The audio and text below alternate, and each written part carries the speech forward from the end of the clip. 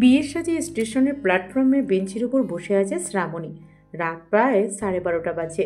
প্ল্যাটফর্মে মানুষের ভিড় না থাকলেও এখনও প্রায় অনেক মানুষেরই আনাগোনা রয়েছে। প্ল্যাটফর্মের দুধারে দোকানগুলো সব খোলা আছে।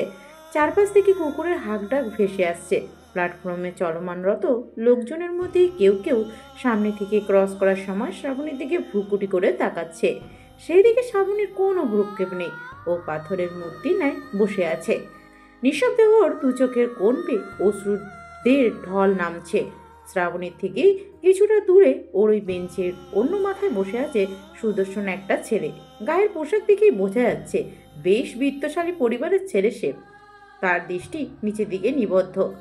চোখে মুখে ফুটে উঠেছে স্পষ্ট অনুতপ্তের ছাপ। ছেলেটা কি আদৌ অনুতপ্ত, নাকি অনুতপ্ত হওয়ার ভান ধরেছে সেটা জানা নেই শ্রাবণীর। জানার চেষ্টাও করছে না ও। আপাতত ও নিজের উপরে লজ্জিত। একটা বিশ্বাসঘাতককে ভালোবেসে সব ছেড়ে ছুড়ে এত দূরে চলে আসার জন্য নিজের বিশ্বাসের উপর লজ্জা লাগছে ওর। দুজনের মধ্যে মৌনতা কাটিয়ে পাশে বসে থাকা ঋষার নামের ছেলেটা অপরাধী কণ্ঠে বলে উঠল, সব দোষ আমার শুকতারা। আমার একটা স্টুপিড বাজির জন্য ইরাজ এমন একটা কাজ করেছে। আমি তোমার জীবনটা নষ্ট করে দিয়েছি। এবার তুমি যা শাস্তি দেওয়ার আমাকে দিতে পারো। দরকার হলে পেনাল্টি হিসাবে তুমি যত টাকা চাও তত টাকা আমি এক্ষুনি তোমাকে দিতে পারি। তাও প্লিজ তুমি এখন তোমার নিজের বাড়িতে ফিরে যাও, না হলে এই ব্যাপারটা পাবলিকলি জানাজানি হলে ইরাজের নাম খারাপ হবে, ওর রেপুটেশন নিয়ে টানাটানি হবে। তুমি অবশ্য সেটা চাও না। যাকে ভালোবেসেছ তার এত বড় ক্ষতি নিশ্চয়ই তুমি হতে দিবে না। শ্রাবণী ঘৃণা ভরা দৃষ্টিতে তাকালো ঋষানের দিকে। ওর পুরোটা জীবন নষ্ট করে দিয়ে এখন কিনা এরা ওকে টাকার অফার দিচ্ছে। বাহ, কি দারুণ মন মানসিকতার লোক এরা। ইচ্ছাকৃতভাবে একটা মেয়ের পুরো জীবনটা ছারখার করে দিয়ে এখন নিজেদের সকল রেপুটেশন বাঁচানোর চিন্তা করছে। আর ওইদিকে হয়তো এতক্ষণে ওর পুরো পরিবার গ্রামের মানুষের কাছে অপমানিত লাঞ্ছিত হয়ে চোখের জলে নিজেদের বুক ভাসাচ্ছে। শ্রাবণের চোখ মুখের ভঙ্গি থমথমে হয়ে গেল। ও কঠোর দৃষ্টি নিক্ষেপ করে ঋষানের দিকে তাকালো। শক্ত কণ্ঠে বলে উঠল, আশা করি আপনার সমস্ত কথা শেষ হয়েছে মিস্টার ঋষান। এবার আপনি আসতে পারেন। কিন্তু তুমি আমাকে নিয়ে আপনাদের ভাবতে হবে না। আপনাদের তথাকথিত রেপুটেশন নষ্ট হয় এমন কোনো কাজই আমি করব না। প্লিজ ইউ মে গো নাও। ঋষান অসহায় দৃষ্টিতে তাকালো শ্রাবণের দিকে। শ্রাবণীর চোখ মুখ শক্ত করে নিজের দৃষ্টি অন্যদিকে ঘুরিয়ে নিল। ঋষান কিছুক্ষণ অপলক দৃষ্টিতে শ্রাবণীর দিকে তাকিয়ে থেকে বেঞ্চ থেকে উঠে দাঁড়ালো। তারপর গলা খাকারি দিয়ে বলল, আমি আসছি শুকতারা, তুমি নিজের খেয়াল রেখো। আর যদি কখনো প্রয়োজন হয় তাহলে অবশ্যই আমাকে জানিও। আমি আমার সাধ্যমতো তোমার হেল্প করার চেষ্টা করব। কথাটা বলে ঋষান উত্তরের আশায় কিছুক্ষণ শ্রাবণীর দিকে তাকিয়ে রইল।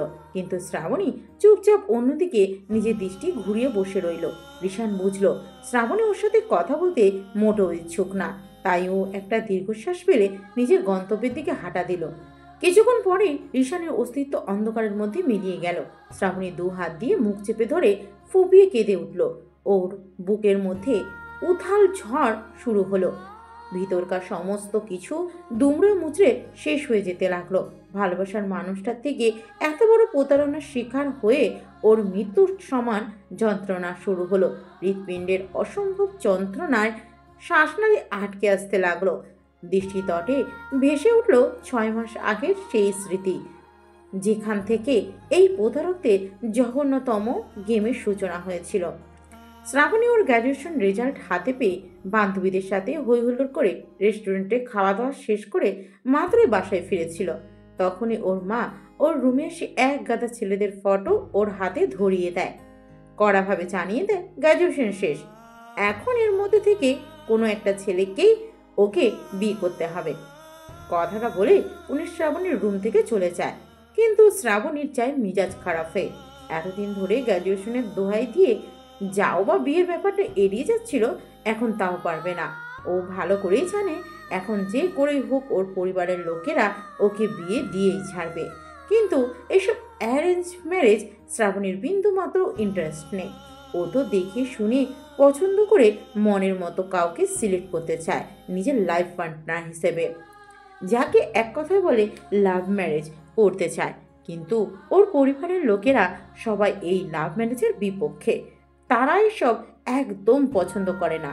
শ্রাবণের কলেজ আর ভার্সিটির লাইফেও ওর পরিবারের লোকেরা ওকে এমনভাবে লেখাপড়া নিয়ে প্রেসার দিত যে ওর কখনো কোনো ছেলের দিকে সেরকমভাবে তাকানোর সুযোগই হয়ে ওঠেনি।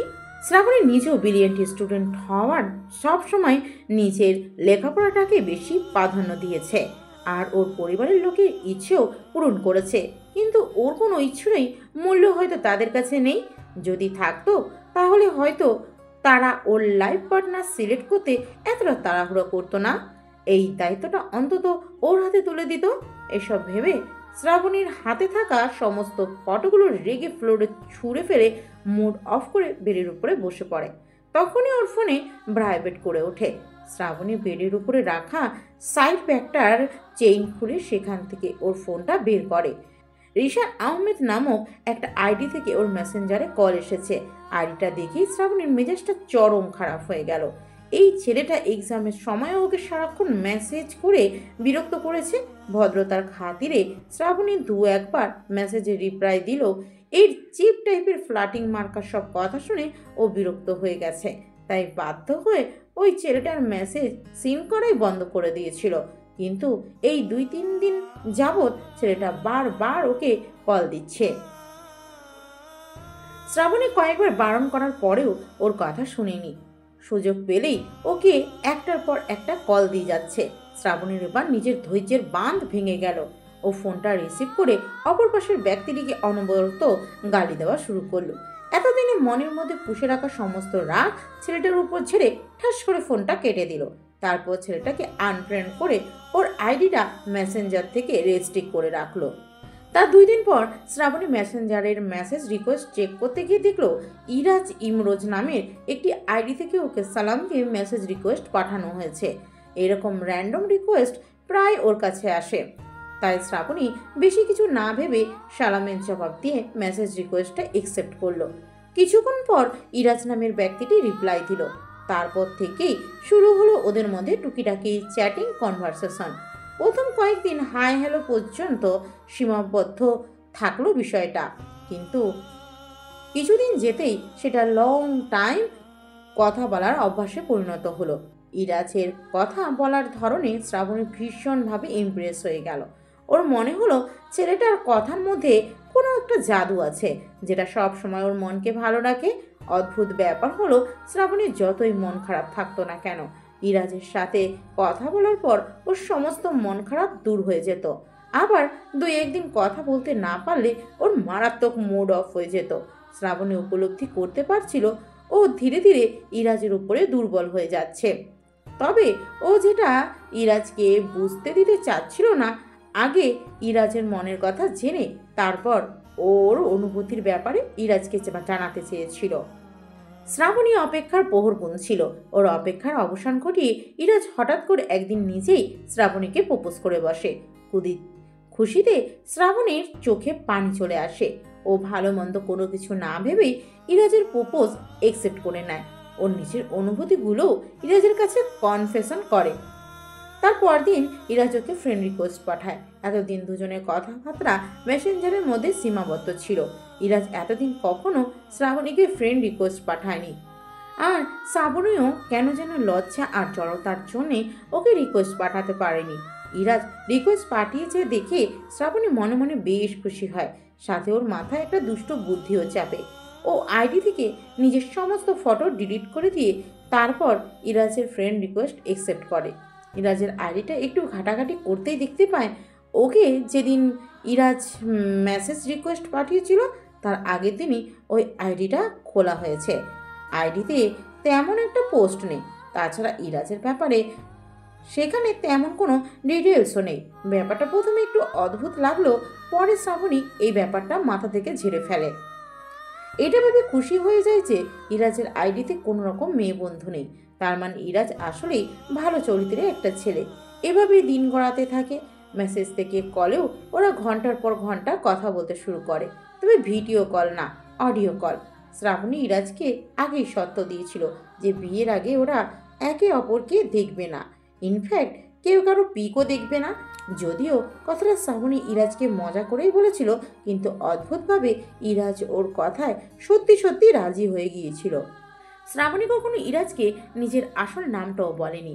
ওর আইডির নাম ছিল শুকতারা। ইরাজ ওকে সেই নামেই ডাকতো। ইরাজের মুখে শুকতারা ডাক শুনলে শ্রাবণীরও বেশ ভালো লাগতো। তাই ও ইচ্ছা করে ইরাজকে কখনো ওর নিজের নামটি বলেনি। তাছাড়া ইরাজও ইন্টারেস্ট নিয়ে কখনো ওর ব্যাপারে তেমন কিছু জিজ্ঞেস করেনি। যেই ব্যাপারটা শ্রাবণীর সবচেয়ে বেশি ভালো লেগেছিল, ও ভেবেছিল ইরাজ ওকে না দেখে ওর ব্যাপারে কিছু না জেনেই ওকে মন থেকে ভালোবাসে। শ্রাবণী সবসময় এরকম কাউকেই নিজের জীবনসঙ্গী হিসেবে চেয়েছিল, যে কখনো ওর বাহ্যিক সৌন্দর্য অথবা ওর চাকচিক্য দেখে ওকে ভালোবাসবে না, বরং ওর মন, ওর গুণ, ওর যোগ্যতা দেখে ওকে ভালোবাসবে। আর হয়েছিল সেটাই।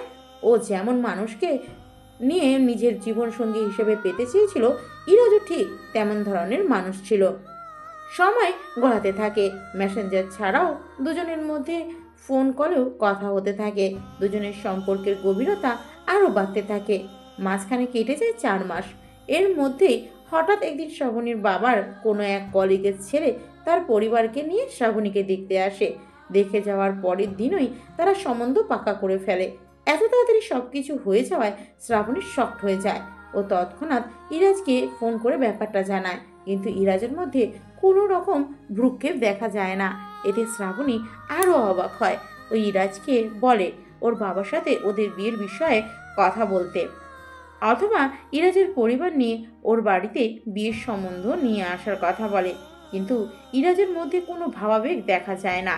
ইরাজ চুপচাপ শ্রাবণীর সব কথা শুনে আস্তে করে ফোনটা কেটে দেয়। শ্রাবণী পড়ে যায় মহা টেনশনে। ও বারবার ইরাজকে কল করা শুরু করে, কিন্তু ইরাজ কোনো রকম রেসপন্স করে না। মেসেঞ্জার, হোয়াটসঅ্যাপে লাগাতার মেসেজ দেওয়ার পরেও সেসবের কোনো রকম রিপ্লাই আসে না। শ্রাবণী দিশেহারা হয়ে পড়ে। বাধ্য হয়ে ও নিজেই ওর বাবার কাছে গিয়ে ইরাজের সাথে ওর সম্পর্কের ব্যাপারে ওর বাবাকে জানিয়ে দেয়। সবটা শুনে ওর বাবা ভীষণ রেগে যায়। রেগে এক প্রকার ভাঙচুর শুরু করে দেন। শ্রাবণীকে 2টো থাপ্পড়ও মারেন। শ্রাবণীর মা এসে ওনাকে থামানোর অনেক চেষ্টা করেন, কিন্তু উনি শান্ত হওয়ার বদলে আরও বেশি রেগে যান। শ্রাবণীর রুমে এসে ওর ফোনটাকে নিয়ে রান্নাঘরে গিয়ে জ্বলন্ত চুলার মধ্যে ফেলে দেন। শ্রাবণী ওনাকে আটকানোর চেষ্টা করলে ওকে টেনে হিচড়ে নিয়ে গিয়ে উনি রুমের মধ্যে লক করে দেন। শ্রাবণী রুমের দরজা ধাক্কাতে ধাক্কাতে হাউমাউ করে পাগলের মতো চিৎকার করে কাঁদতে থাকে, কিন্তু তাতে ওর বাবার মন বিন্দু মাত্র নরম হয় না। উনি দরজা বাইরে থেকে তালাবন্ধ করে চলে যান, আর শ্রাবণীর মাকেও বলে যান ওই দরজা না খুলতে। মা মেয়ে দরজা দুপাশে দুজনে দাঁড়িয়ে চোখের জলে বুক ভাসাতে থাকেন। পুরো 4 দিন শ্রাবণী তালাবন্ধ অবস্থায় থাকে। এর মধ্যে প্রতিবেলায় ওর মা বাইরের জানালা থেকে ওর টেবিলের উপরে খাবার রেখে গেলেও ও সেই খাবারের একটা দানাও মুখে তোলে না। সারাক্ষণ নির্জীব হয়ে ফ্লোরে পড়ে থাকে, আর কিছুক্ষণ পর পর ইরাজের কথা মনে করে ফুপিয়ে কেঁদে ওঠে। শ্রাবণীর মা ব্যাপারটা ওর বাবাকে জানায়, কিন্তু উনি নিজের সিদ্ধান্তে অনড় ছিলেন। উনি কিছুতেই এরকম ভার্চুয়াল রিলেশনের পক্ষে ছিলেন না। শ্রাবণীর মা ওনাকে বোঝানোর অনেক চেষ্টা করেন, কিন্তু উনি সাফ সাফ জানিয়ে দেন 2 দিন পরেই উনি শ্রাবণের বিয়ে ওনার ঠিক করা পাত্রের সাথে দিয়ে দিবেন। শ্রাবণীর মাকে কড়াভাবে নির্দেশ দেন শ্রাবণীকে বিয়েতে রাজি করানোর জন্য, কিন্তু শ্রাবণীর মা কিছুতেই ওনার সিদ্ধান্ত মেনে নিতে পারেন না। মেয়ের কষ্ট থেকে উনি মনে মনে অন্য একটা প্ল্যান সাজিয়ে নেন। পুরোদমে ওই বাড়িতে শ্রাবণীর বিয়ে তোড়জোড় শুরু হয়। আত্মীয় স্বজনেরা একা একা বাড়িতে এসে উপস্থিত হতে থাকে। শ্রাবণীকে বিয়েতে রাজি করানোর বাহানা দিয়ে শ্রাবণীর মা ওর বাবার থেকে রুমের চাবি নেন। তারপর দরজা খুলে শ্রাবণীর রুমে এসে শ্রাবণীকে ওনার প্ল্যানের ব্যাপারে বলেন। শ্রাবণী ওর মাকে জড়িয়ে ধরে অনেকক্ষণ কান্নাকাটি করে নিজেকে কোনো রকম সামলে নেয়। তারপর প্ল্যান অনুযায়ী খাওয়া দাওয়া করে সবার সাথে ও এমনভাবে আনন্দ করতে শুরু করে যাতে ওর সবার মনে হয় ও এই বিয়েটা নিয়ে ভীষণ খুশি। শ্রাবণীকে হাসি খুশি দেখে ওর বাবাও ভেবে নেয় যে ও এই বিয়েটা মেনে নিয়েছে। তাই ওনার নজরবন্দি থেকে উনি সম্পূর্ণ শ্রাবণীকে মুক্ত করে দেন। বিয়ের দিন দুপুরবেলা শ্রাবণের কাজিনরা ওকে সাজানোর পর পাত্রপক্ষের ওয়েলকাম করার জন্য বাইরে চলে যায়। সেই সুযোগে শ্রাবণের মা ওর রুমে এসে একটা ব্যাগে ওকে প্রয়োজনীয় কিছু জিনিসপত্র আর টাকা দিয়ে বাড়ির পিছনের দরজা দিয়ে বের করে দেয়। শ্রাবণী বাড়ির পিছনে ঝোপঝাড়ের রাস্তা ধরে বিশাল শুকনো বিল পার করে এসে মেন সড়কে উঠে। তারপর সেখান থেকে মুখ ঢেকে একটা অটো নিয়ে সোজা স্টেশনে চলে আসে। স্টেশনে এসে টিকিট কেটে বেরিয়ে পড়ে ভালোবাসার মানুষটার কাছে যাওয়ার উদ্দেশ্যে। সন্ধ্যা 7টার দিকে ট্রেন এসে থামে শ্রাবণীর কাঙ্ক্ষিত সেই গন্তব্যস্থলে। ইরাজের ব্যাপারে তেমন কিছু না জানলেও ইরাজ কথায় কথায় শ্রাবণীকে একদিন নিজের শহরের নাম বলে দিয়েছিল, যেটা শ্রাবণীর খুব ভালো করে মনে ছিল। তাই ও এক বুক আশা আর চোখ ভর্তি স্বপ্ন নিয়ে পা রেখেছিল প্রিয় মানুষটার শহরে। লাগেজে থাকা জিনিসপত্রগুলো হাতে নিয়ে হাসি খুশি প্রাণবন্ত হয়ে ছুটে গিয়েছিল প্ল্যাটফর্মের পাশে থাকা একটা চায়ের দোকানে। তারপর সেখানে গিয়ে দোকানদারের কাছ থেকে ফোন চেয়ে ইরাজের নম্বরে ডায়াল করে দ্রুত সেই নম্বরে কল করে। খুশিতে মুহূর্তে ওর হার্টবিট কয়েক গুণ বেড়ে যায়। ইরাজের ফোন নাম্বার ওর আগে থেকে মুখস্থ ছিল। ও ফোন কানে নিয়ে অপেক্ষা করতে থাকে ইরাজের রেসপন্সের। পরপর দুবার কল করার পর তৃতীয়বারের সময় ইরাজ ফোনটা রিসিভ করে। ওপাশ থেকে হ্যালো বলতেই শ্রাবণী উৎকণ্ঠা হয়ে জানায় ও এখন ইরাজের শহরে আছে। ইরাজ যেন ওকে নেওয়ার জন্য স্টেশনে আছে। শ্রাবণীর কথা শুনে অপর পাশের ব্যক্তিটি একেবারে চুপ হয়ে যায়। শ্রাবণী অনেকবার ইরাজের নাম ধরে ডাকার পরেও ওপাশ থেকে কোনো রকম অ্যান্সার আসে না। কিছু সময় পর ওপাশের ব্যক্তিটি ফোনটা কেটে দেয়। শ্রাবণীর বেশ অবাক হয় ও পরপর আরও 2-1 বার ওই নম্বরে কল করে, কিন্তু প্রথম 2-3 বার রিং হলেও তারপরের ফোনটা সুইচ অফ করে দেওয়া হয়। এক বুক হতাশা নিয়ে শ্রাবণী গিয়ে প্ল্যাটফর্মের বেঞ্চের উপরে বসে পড়ে। বিষণ্ণ মনে অপেক্ষা করতে থাকে প্রিয় মানুষটা ওকে নিতে আসার। কিন্তু সেকেন্ডের কাঁটা গড়িয়ে মিনিটে যায়, আর মিনিটের কাঁটা গড়িয়ে ঘন্টায়, সন্ধ্যা পেরিয়ে গভীর রাত হতে থাকে। তবুও প্রিয় মানুষটার দেখা মেলে না। বুকের মধ্যে অজানা আতঙ্ক এসে বাসা বাঁধে। মস্তিষ্কে উল্টোপাল্টা সব চিন্তাভাবনা এসে শ্রাবণীকে ভীত করে তোলে। হৃৎপিণ্ডের উথাল ঝড়ে ও অশান্ত হয়ে ওঠে। ঠিক সেই মুহূর্তে একজোড়া পা এসে ওর সামনে থামে। শ্রাবণীর দৃষ্টি ফ্লোরের দিকে নিবদ্ধ ছিল। পা জোড়াকে দেখে ওর চোখ জোড়া জলজল করে ওঠে। ভাবে এই হয়তো ইরাজ ওকে নেওয়ার জন্য এসেছে। ও উচ্ছ্বাসিত হয়ে চোখে মুখে একরাশ খুশি নিয়ে সামনে দাঁড়িয়ে থাকা ব্যক্তিটার মুখ পানে তাকায়। কিন্তু চোখের সামনে রিশানকে দাঁড়িয়ে থাকতে দেখে ওর কপালে হঠাৎ করে চিন্তার ভাঁজ পড়ে। রিশান প্রায় ওর আইডিতে নিজের পিক পোস্ট করত। ইনফ্যাক্ট ওর প্রোফাইলেও ওর পিক দেওয়া ছিল। তাই রিশানকে চিনতে শ্রাবণীর বিশেষ বেগ পেতে হলো না। শ্রাবণী বেঞ্চ থেকে উঠে রিশানের মুখোমুখি দাঁড়ায়। অবাক কণ্ঠে জিজ্ঞেস করে, আপনি এখানে? তার মানে আপনি কি ইরাজ? রিশান থমথমে মুখে তাকায় শ্রাবণীর দিকে। একটা দীর্ঘশ্বাস ফেলে বলে, না, আমি ইরাজের বেস্ট ফ্রেন্ড। ইরাজ আর আমি ছেলেবেলা থেকে একসাথে বড় হয়েছি। শ্রাবণী তাজ্জব হয়ে রিশানের দিকে তাকিয়ে থাকে। রিশান আর ইরাজ বেস্ট ফ্রেন্ড? কিন্তু সেটা কিভাবে সম্ভব? আর যদি বেস্ট ফ্রেন্ড হয়েও থাকে তাহলেই বা ইরাজ ওকে নিতে না এসে রিশানকে এখানে পাঠিয়েছে কেন? শ্রাবণীর মাথা কেমন তালগোল পাকিয়ে যাচ্ছে। ওর নিজের শরীরের ভারসাম্য বজায় রাখতে অসুবিধা হচ্ছে। রিশান সেটা বুঝতে পেরে চোখের ইশারায় শ্রাবণীকে বেঞ্চের উপরে বসতে বলে। শ্রাবণী ধপ করে বেঞ্চের উপরে বসে পড়ে। রিশানও গিয়ে শ্রাবণীর থেকে বেশ অনেকটা দূরত্ব বজায় রেখে বেঞ্চের অপর মাথায় বসে পড়ে। শ্রাবণী চোখে মুখে হাজারো কৌতূহল নিয়ে রিশানের দিকে তাকায়। রিশান একটা দীর্ঘশ্বাস ফেলে বলা শুরু করে, শুক্তারা, তুমি ভুলে যাও ইরাজকে। ইরাজ কখনো তোমাকে ভালোই বাসেনি। ইনফ্যাক্ট ও যে এমন একটা সিচুয়েশনে ফেসে যাবে সেটা কখনোই কল্পনা করতে পারেনি। ও তো ব্যাস আমার সাথে বাজি ধরে তোমার সাথে এরকম একটা ভালোবাসার নাটক করেছিল, কিন্তু ও কখনো এটা বুঝতে পারেনি যে তুমি ওকে নিয়ে এতটা সিরিয়াস হয়ে যাবে। রিশানের কথা শুনে শ্রাবণীর মাথায় আকাশ ভেঙে পড়ে। ও হতভম্ব হয়ে রিশানের দিকে তাকালো। কাপা কাপা কণ্ঠে বলে উঠল, মানে কি সব বলছেন আপনি? রিশান প্ল্যাটফর্মের ফ্লোরের দিকে নিজের দৃষ্টি নিবদ্ধ করলো। অপরাধী ভঙ্গিতে বলা শুরু করলো, তুমি কলে আমাকে যেদিন উল্টোপাল্টা কথা বলে আনফ্রেন্ড করে দিয়েছিলে, সেই দিন আমি ভীষণ অপমানিত বোধ করেছিলাম। এর আগে কখনো কোনো মেয়ে আমার সাথে ওভাবে কথা বলেনি। আমি আপসেট হয়ে একটা ক্লাবে গিয়ে অসম্ভব ড্রিঙ্ক করে ফেলেছিলাম। আমাকে খুঁজতে খুঁজতে সেই দিন ইরাজ আর আমাদের অন্য কয়েকজন ফ্রেন্ডরা সেই ক্লাবে গিয়ে পৌঁছে গিয়েছিল। ওরা আমাকে কি হয়েছে জিজ্ঞাসা করলে আমি নেশার ঘরে ওদের সমস্ত কথা বলে দেই। সব শুনে ওরা সবাই বেশ ক্ষেপে যায়। রাগের মাথায় ইরাজ সিদ্ধান্ত নেয় এর জন্য ও তোমাকে একটা উচিত শিক্ষা দিবে। আমি নেশার ঘরে ওর সাথে তালে তাল মিলিয়েছিলাম সেই দিন। আসলে তখন আমি রাগের মাথায় এতটা প্রতিশোধ পরায়ণ হয়ে উঠেছিলাম যে এই সামান্য ব্যাপারটাও আমার ভীষণ ইগোতে লেগেছিল। আমি ইরাজকে বলেছিলাম ও যদি তোমাকে পটাতে পারে তাহলে ওর নেক্সট বার্থডেতে আমি ওকে ওর ফেভারিট কারটা গিফট করব। ও আমার কথায় রাজিও হয়ে গিয়েছিল। তারপরের দিন আমরা ফ্রেন্ডরা সবাই একত্রে বসে ইরাজের নাম দিয়ে একটা ফেক আইডি খুলি আর তোমাকে নক দেই। তারপর যা যা হয়েছে সব তো তুমি জানোই। সব শুনে শ্রাবণী স্তব্ধ হয়ে বসে রইল। ওর মনে হলো ও চারপাশে সমস্ত কিছু থমকে গেছে। শ্রাবণী দু গাল গড়িয়ে অনবরত পানি পড়তে শুরু করলো। পাশ থেকে রিশান বলতে লাগলো, you are very sorry Shrabani.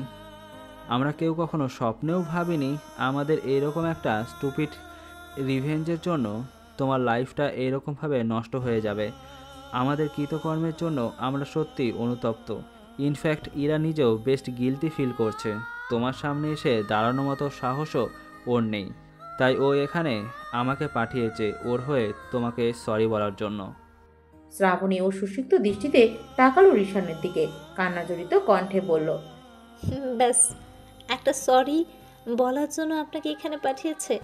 এতগুলো দিন ধরে আমার ইমোশন নিয়ে এরকম একটা নোংরা গেম খেলার পর, আমাকে হাজারটা মিথ্যা প্রতিশ্রুতি দেওয়ার পর শুধুমাত্র একটা সরি বলার জন্য আপনাকে এখানে পাঠিয়েছে? ইরাজ কি বলবে বুঝতে পারল না। অসহায় দৃষ্টিতে শ্রাবণীর মুখের দিকে তাকিয়ে রইল। শ্রাবণীও আর বলার মতো কোনো কথা খুঁজে পেল না। স্তব্ধ হয়ে থম মেরে বসে নীরবে চোখের পানি বিসর্জন দিতে লাগলো। কারোটাকে শ্রাবণী অতীত থেকে বের হয়ে আসলো। সামনে তাকিয়ে দেখলো সেই চাওয়ালা ওর চোখের সামনে দাঁড়িয়ে আছে, যার ফোন দিয়ে ও ইরাজকে কল দিয়েছিল। শ্রাবণী তাকাতেই চাওয়ালা এক হাত শ্রাবণীর মাথায় রেখে মায়াভরা দৃষ্টিতে ওর দিকে তাকালো। ম্লান হেসে বলল, প্রেমিকদের জন্যে বাসা থেকে পালাইয়া আইসো আম্মাজান। সবই শুনছি আমি। এখন আর কি করবা কও? এই শহরের যে এই বালু সিমেন্টে বানানো বড় বড় শক্তপোক্ত বিল্ডিংগুলো দেখতেছ, এই বিল্ডিংয়ে থাকা মানুষগুলোর মনেও এমন বালু সিমেন্টে বানানো। এদের কাছে আবেগ ভালোবাসার কোনো দাম নাই। এরা শুধু টাকা চেনে, টাকা। তুমি আর এইখানে বইয়া থাইকো না আম্মাজান। চারপাশে মানুষরূপী শিয়াল কুকুররা সব ঘাপটি মাইরা বসে আছে। সুযোগ পাইলেই থাবা বসাইব তোমার উপরে। তুমি চইলা যাও আম্মাজান, নিজের বাপ মায়ের কাছে ফিরা যাও। সন্তান যতই ভুল করুক না কেন, বাপ মা কখনো সন্তানের দিক থেকে মুখ ফিরাইয়া নিতে পারে না। তুমি তাদের কাছে যাও, দেখবা তারা ঠিক তোমারে মাপ কইরা দিছে। কথাটা বলে লোকটা শ্রাবণীর মাথায় দুইবার হাত বুলিয়ে দিয়ে ওখান থেকে প্রস্থান করলেন। শ্রাবণী অনুভূতিহীন দৃষ্টিতে শূন্যের দিকে তাকিয়ে রইল। কিভাবে বাবা মায়ের কাছে ফিরে যাবে ও? কিভাবে তাদের সামনে গিয়ে দাঁড়াবে? ওর বাবা মায়ের সামনে গিয়ে মুখ দেখানোর সাহস যে ওর নেই। ও যে তাদের মান সম্মান একেবারে শেষ করে দিয়ে চলে এসেছে। এখন তোর মৃত্যু ছাড়া সামনে আর কোনো পথ অবশিষ্ট নেই। শ্রাবণী প্রাণহীন পুতুলের মতো বেঞ্চ থেকে উঠে দাঁড়ালো। দূর থেকে একটা ট্রেনের হুইসেল শোনা যাচ্ছে। শ্রাবণী এক পা দুই পা করে সেদিকে এগিয়ে যেতে লাগলো। ট্রেনটা কাছাকাছি আসতেই ও নিজের শরীর এলিয়ে দিল সেই ট্রেনটার সামনে। কিন্তু রেল লাইনের ওপর পড়ে যাওয়ার আগেই পেছন থেকে একজোড়া হাত এসে ওকে জাপটে ধরে একটানে নিজের সাথে বিষিয়ে নিল। সাথে সাথে ট্রেনটা ওদের শরীরের কয়েক ইঞ্চি দূর থেকে দ্রুত গতিতে ছুটে গেল। শ্রাবণী সেখানে নিজের শরীরের ভারসাম্য হারিয়ে সেন্সলেস হয়ে গেল। Cheers for Shrabani. অফিস ক্যান্টিনে বসে থাকা সবাই একসাথে চিল্লিয়ে উঠল। শ্রাবণী কান চেপে ধরে নাক কান মুখ কুঁচকে ফেলল, বলল, স্টপ ইট গাইস, সামান্য একটা প্রমোশনই তো হয়েছে, এর জন্য এত চিল্লাচিল্লি করার কি আছে বলতো? শ্রাবণীর কথায় সৌভিক ভেংচি কেটে চেয়ার টেনে ওর মুখোমুখি বসে পড়ল। তারপর উৎফুল্ল কণ্ঠে বলল, সামান্য একটা প্রমোশন বলে বাহানা দিয়ে ট্রিট দেওয়া থেকে এড়িয়ে যাওয়া কথা একদম ভাববে না শ্রাবণী। এই চিন্তা মাথাতেও আনবে না। আমরা কিন্তু গ্র্যান্ড একটা ট্রিট চাই, তাই না গাইস? সৌরভের প্রশ্নয় আবারও ক্যান্টিনের সবাই ইয়েস বলে চিল্লিয়ে উঠল। শ্রাবণী দুহাত উঁচু করে সবাইকে শান্ত হতে বলল। সবাই হুড়োহুড়ি বাদ দিয়ে খুশ মেজাজে যার যার চেয়ারে বসে পড়ল। শ্রাবণী হাসি মুখে বলল, ওকে ফাইন, তোমরা কে কী খেতে চাও অর্ডার করো, আজকে সবার লাঞ্চের বিল আমি দেব। শ্রাবণীর কথায় সবাই আবারও এক দফা চিল্লিয়ে উঠল। ওর সাকসেস এতগুলো মানুষকেই বেশ খুশি হতে দেখে শ্রাবণীর বুকটা আনন্দে ভরে উঠল। ও দু চোখ ভরে সবার উৎফুল্লতা দেখতে লাগলো। কত কম সময়ে কত সহজেই এই মানুষগুলো ওকে আপন করে নিয়েছে। এই শহরে প্রথম দিন পা রেখে যেমন ওর স্বপ্ন হারিয়ে ফেলেছিল, বেঁচে থাকার আশা হারিয়ে ফেলেছিল, তেমনই এই শহরের কিছু মানুষকে পেয়ে ও আবার বেঁচে থাকার উৎস খুঁজে পেয়েছে, নতুন করে স্বপ্ন দেখার আশা খুঁজে পেয়েছে। অবশ্য এইসবের পিছনে একজন মানুষের অবদান সবচেয়ে বেশি। সে যদি সেদিন ওকে না বাঁচাতো তাহলে হয়তো ও এতদিনে মাটির সাথে মিশে যেত। রাতের অন্ধকারে ট্রেনের নিচে চাপা পড়ে ছিন্ন বিচ্ছিন্ন হয়ে যেত শ্রাবণী নামক মানবীর অস্তিত্ব। এইসব ভেবে শ্রাবণীর মধ্যে থাকে আপনা আপনি একটা দীর্ঘশ্বাস বের হয়ে আসলো। হঠাৎ ভারী কণ্ঠে পেছন থেকে কেউ বলে উঠল, হোয়াট ইজ দিস গাইস? প্রমোশনটা আমি দিলাম আর তোমরা আমাকে ছাড়া এখানে বসে সেলিব্রেশন করছো, নট ফেয়ার। ব্যক্তিটির কথা শুনে সবাই ঘাড় ঘুরিয়ে পেছনে তাকালো। তারপর দ্রুত যে যার চেয়ার থেকে উঠে দাঁড়িয়ে গেল। ক্যান্টিনের দরজার সামনে এই কোম্পানির ম্যানেজিং ডিরেক্টর ইরাজ ইমোরোস দাঁড়িয়ে আছে। ইরাজকে দেখেই শ্রাবণীর চোখ মুখে আধার নেমে এলো। ও থমথমে মুখ করে উঠে দাঁড়িয়ে অন্যদিকে নিজের দৃষ্টি ঘুরিয়ে নিল। ইরাজ এদিকে আস্তে আস্তে সবার উদ্দেশ্যে বলে উঠল, এটা ক্যান্টিন ভাই, এখানে এসব ফর্মালিটির কোনো দরকার নাই, প্লিজ বসো সবাই।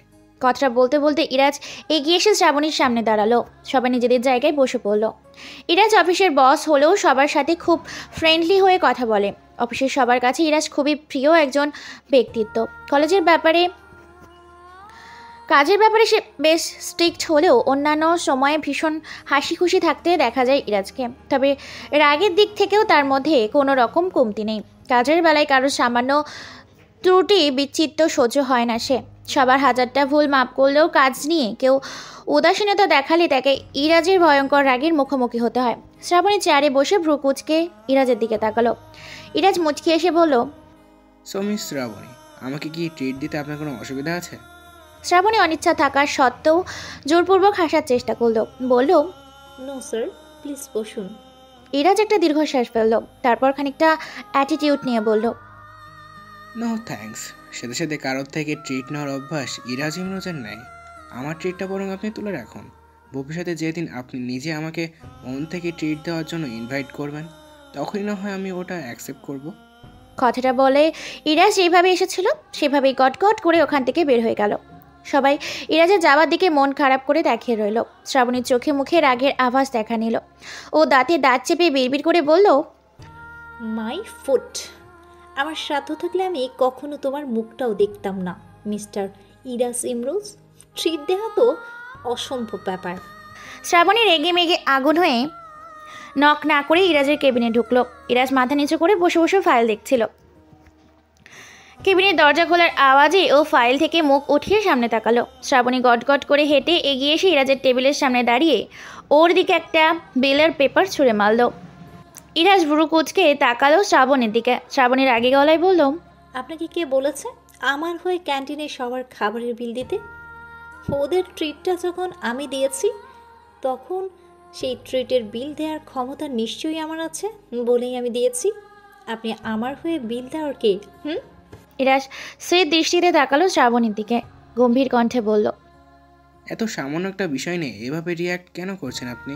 ওদের ট্রিট দিতে গিয়ে আপনার কষ্টের ইনকাম করার টাকা এতগুলো নষ্ট হয়ে যেত, সেটা ভেবে আমি টাকাটা দিয়েছি। এত ভাবতে কে বলেছে আপনাকে? আপনার ভাবনাগুলো আপনি নিজের কাছে রাখুন। আমার ব্যাপারে আপনাকে এত ভাবতে হবে না, বুঝতে পেরেছেন? কথাটা বলে শ্রাবণী ওর হাতে থাকা ছোট্ট হ্যান্ডব্যাগের চেন খুলে একটা টাকা ভর্তি খাম ইরাজের টেবিলের ওপর রাখলো।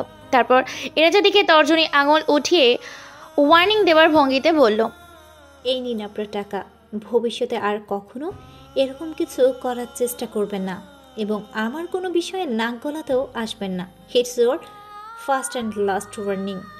কথাটা বলে শ্রাবণী ক্যাবিন থেকে চলে যেতে নিলেই ইরাজ উঠে এসে খপ করে শ্রাবণের হাতটা ধরল। তারপর শ্রাবণীকে এক ঝটকায় নিজের দিকে ঘুরিয়ে দাঁতে দাঁত চেপে বলল, তুমি আমার বাড়িতে থেকে আমার অফিসে চাকরি করে আমাকেই টাকা দেখাচ্ছ?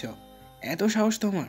তুমি কি ভুলে গেছো এক্ষুনি তুমি আমাকে যেই টাকাগুলো দিয়ে এত অ্যাটিটিউড দেখালে, সেই টাকাগুলো স্যালারি হিসেবে আমি তোমাকে দিয়েছি। তুমি আমার টাকা আমাকে ফেরত দিয়ে আমাকে কথা শুনিয়ে যাচ্ছ। হ্যাঁ শোনাচ্ছি, কারণ এই টাকাগুলো আপনি আমাকে এমনি এমনি দেননি, আমার কাজের পারিশ্রমিক হিসেবে দিয়েছেন। আর এই প্রমোশনটা দিয়েছেন সেটাও এমনি এমনি আমার চেহারা দেখে দেননি, কাজের উপর আমার ডেডিকেশন দেখেই দিয়েছেন। শ্রাবণের কথায় ইরাজ বিদ্যুপের হাসি হাসলো, মুখ পাকিয়ে বলল, ও আচ্ছা, তাই নাকি?